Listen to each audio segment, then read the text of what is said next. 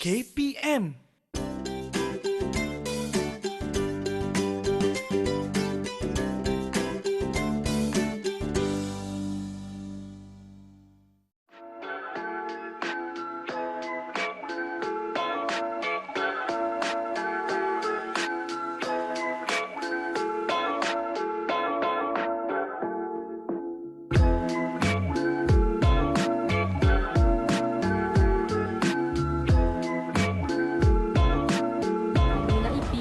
Saya pernah dengar melalui guru sekolah dan juga anak-anak.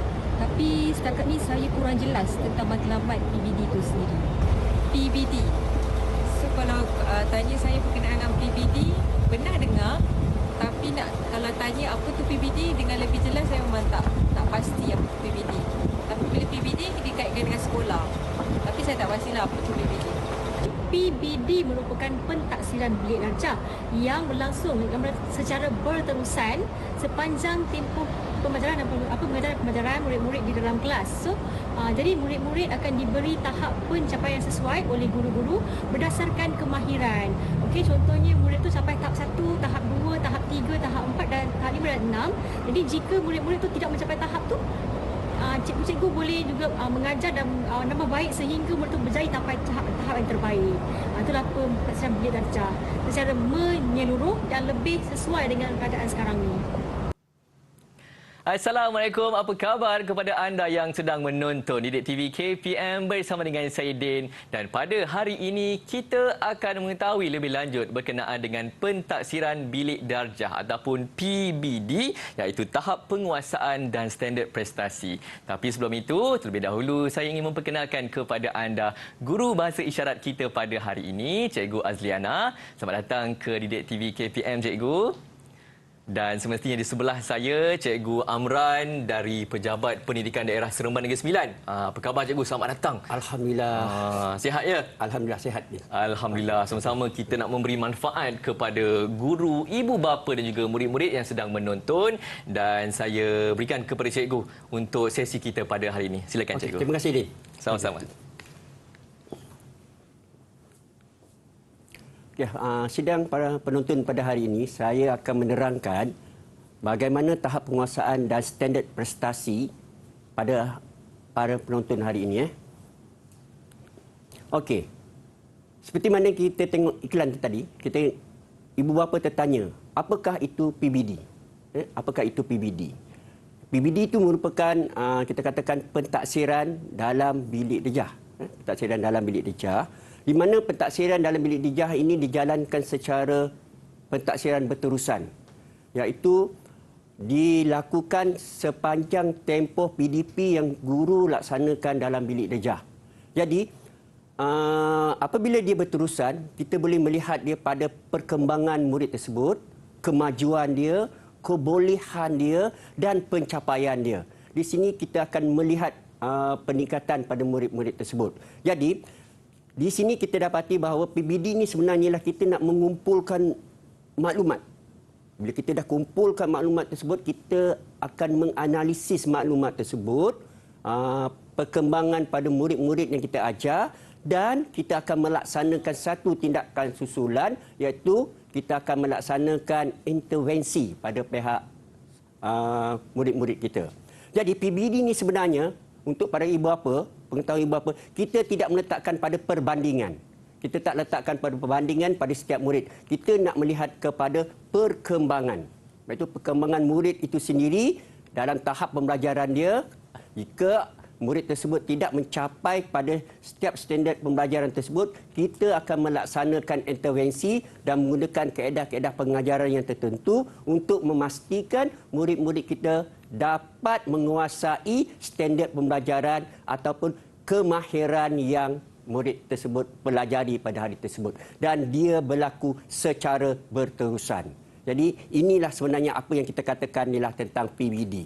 Jadi PBD ini dia kepentingan dia kita mengetahui keberkesanan PBD pada guru. Guru akan tahu bagaimana kaedah pengajaran dia dilaksanakan dan apakah intervensi yang dia nak buat. Dan pada masa yang sama, guru akan mengetahui pengetahuan sedia ada yang ada pada murid, dan guru boleh mengenal pasti kekuatan dan kelemahan serta menjalankan tindakan susulan yang sesuai dan serta-merta. Itu pada guru. Tetapi pada murid sendiri, murid akan dapat melihat perkembangan diri mereka dan dapat meningkatkan pembelajaran mereka berdasarkan standard pembelajaran yang mereka belajar. Jadi murid tahu apa kelemahan-kelemahan yang ada pada diri mereka dan mereka akan melaksanakan pengajaran dan pembelajaran itu di dalam bilik darjah.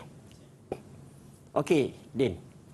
Baik, Cikgu Amran. Itu dia berkenaan dengan pentaksiran bilik darjah. Sebenarnya penting kepada murid-murid, ibu bapa dan juga guru-guru untuk mengetahui perkembangan murid-murid sebelum kita buat ada apa tadi dipanggil intervensi kan. Okey, kita kembali selepas ini. Terus saksikan Didik TV KPM.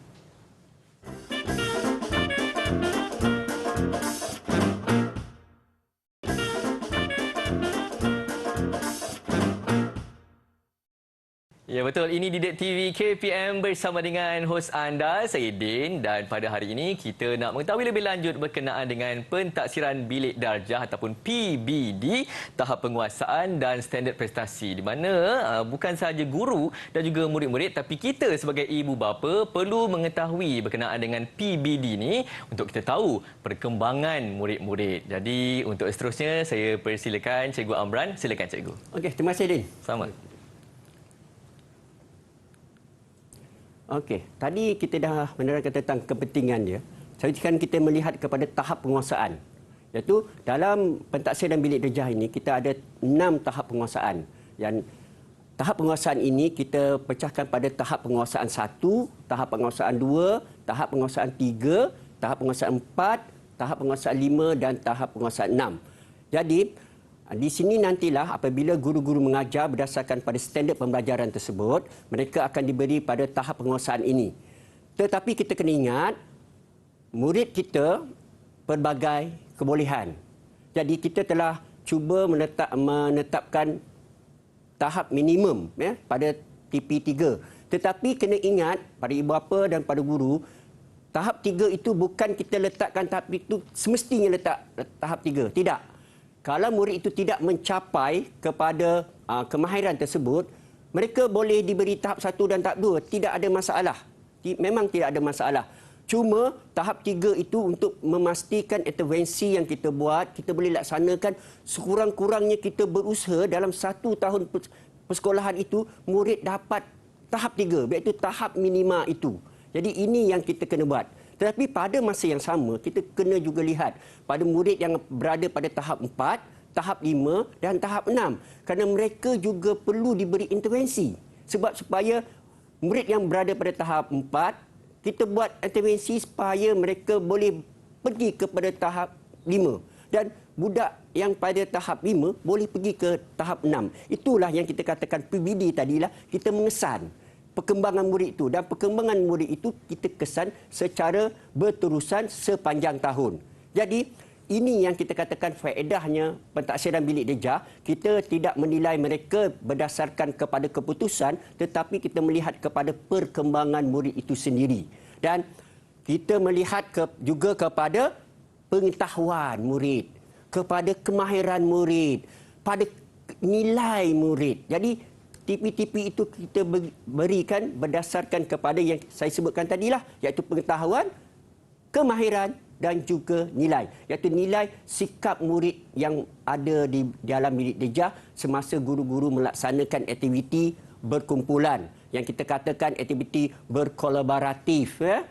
Dan kita melihat juga pada komunikasi murid. Kita juga melihat kepada pemikiran kreatif dan kritis itu tadi. Yang kalau para guru dah jelas sekarang pada guru yang kita dalam konsep 4K 1N itu sendiri, iaitu N itulah yang kita akan titik beratkan dari segi nilai tersebut. Jadi dalam PBD ini ialah tahap penguasaan itu adalah sangat penting kepada murid-murid kita.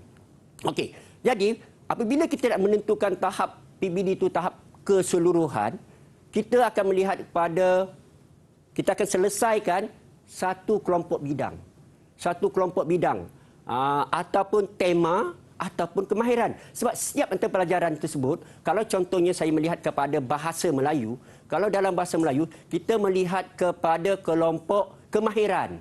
Kita nak murid kita mahir, bercakap, seperti Din kan, mahir bercakap. Kita nak hasilkan murid yang sebegitu, murid yang mahir. Dan juga kita nak murid yang dapat bersoal jawab, mengeluarkan idea kreatif dan kritis. Jadi itu yang kita nak. Okey, dan pada masa yang sama juga, kita akan juga melihat kepada tema. Contohnya dalam mata-mata pelajaran seperti mata pelajaran sains, matematik, dia berdasarkan kepada tema-tema tertentu atau kandung-kandungan tertentu. Contohnya nombor bulat, dia kena kuasai itu. Jadi selesai sahaja mereka mengajar pada satu kelompok, satu tema ataupun satu kemahiran tersebut, barulah tahap penguasaan itu diberikan kepada murid tersebut sepanjang tahun, dan tahap penguasaan itu boleh berubah, boleh berubah mengikut kemahiran ataupun mengikut ilmu yang mereka dapat. Okey, seterusnya inilah penyataan pada tahap penguasaan. Mari kita tengok tahap penguasaan 1, iaitu murid tahu perkara yang asas. Kalau kita lihat kepada yang ke tahap penguasaan 2, murid menunjukkan kefahaman. Okey, tahap penguasaan ketiga itu murid boleh menggunakan pengetahuan itu, dan pada yang 4 dia boleh menggunakan pengetahuan dan melaksanakan. Nampak tak ada perbezaan-perbezaan antara tahap 1, 2, 3 dan 4, dan pada tahap 5 dia boleh melaksanakan kemahiran itu, dan pada tahap 6 dia dah menjadi contoh. Jadi ini yang kita perlukan kepada murid kita. Murid kita inilah pemimpin masa hadapan. Kita nak murid kita berpengetahuan ni dicontohi dan mereka dapat menerapkan nilai-nilai yang baik dalam PBD yang kita laksanakan dalam bilik darjah. Okey, Din. Baik, terima kasih juga Amran. Saya mahir berkomunikasi sekarang ni pun hasil daripada didikan cikgu di sekolah saya dulu. Terima kasih Cikgu Amran. Dan sekarang ni saya dapat rasa yang ada ibu bapa yang sedang menonton rancangan kita pada hari ini cuba nak menghubungi cikgu sekolah anak masing-masing, nak tahu anak saya tahap penguasaan dia berapa cikgu. Itu yang pentingnya PBD. Itu yang kita nak tahu lebih lanjut pada hari ini. Jadi teruskan bersama dengan kami di Didik TV KPM.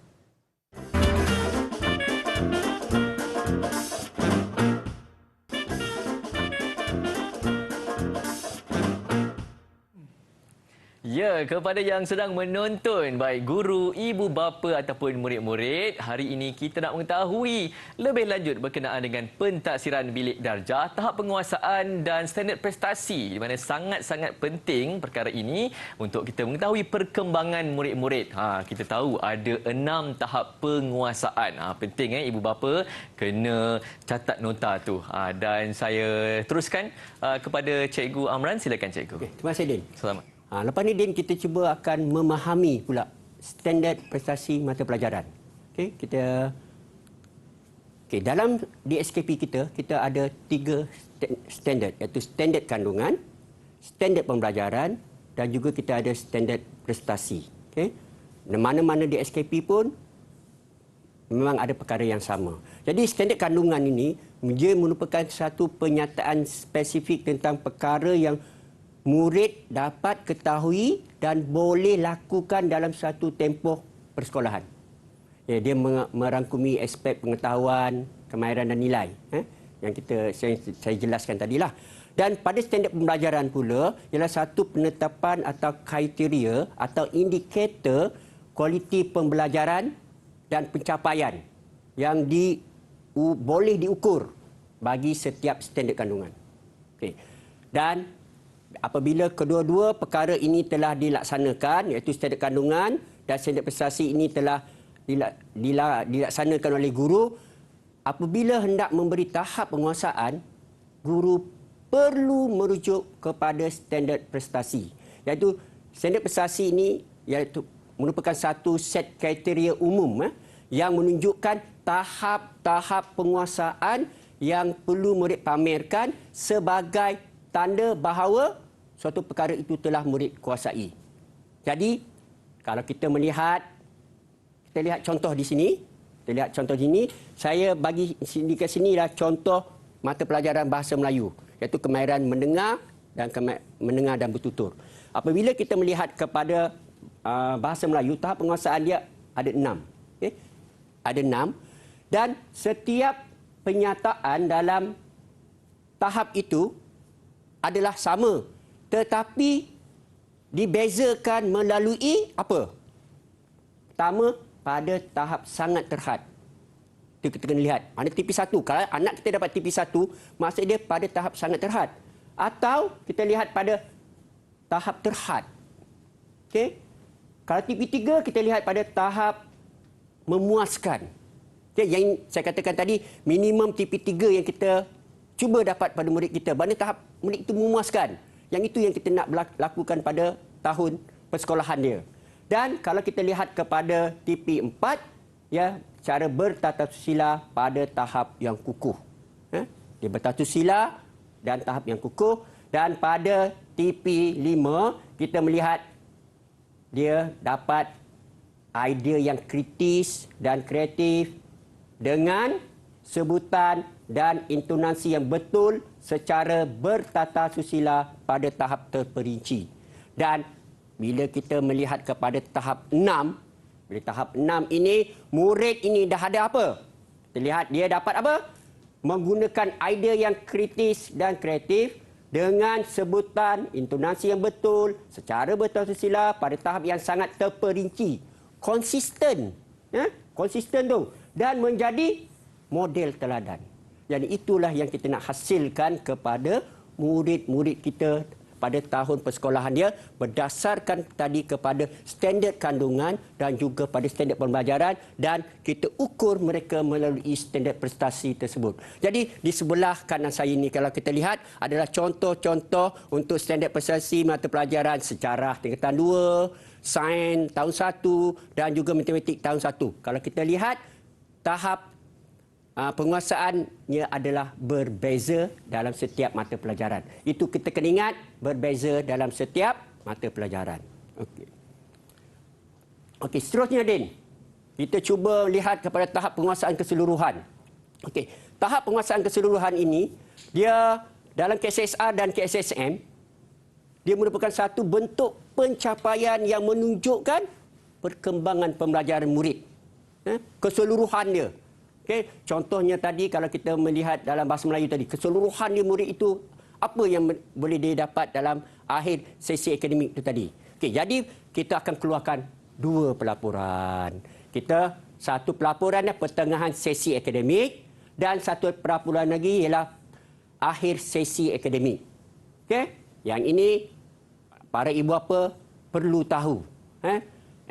Guru-guru akan keluarkan 2 pelaporan ini.